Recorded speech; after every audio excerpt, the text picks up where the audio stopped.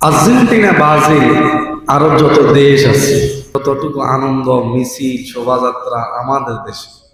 শোভাযাত্রা করতে গিয়ে অনেক আমার যুবক কলিজার যুবকেরা মারা যায়, যায় কিনা?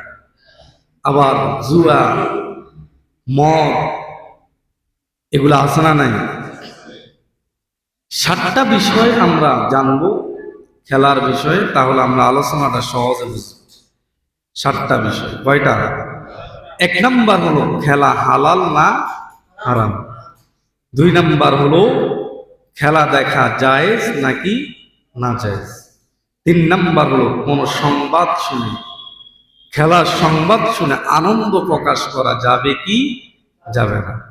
4 নাম্বার হলো পতাকা লাগানো যাবে কি যাবে না। 5 নাম্বার হলো মুসলিম দেশ যদি হয়, মুসলিম দেশ অ্যাটেন্ড করেছে কিনা?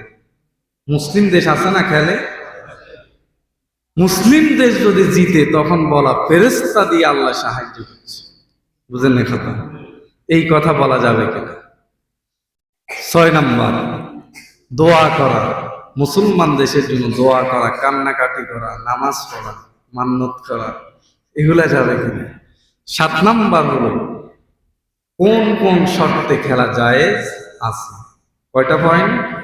7টা পয়েন্ট। এর আগে আমরা একটা জিনিস জানবো, সেটা হলো 2টা বিষয় আমরা আগে জেনে নিব।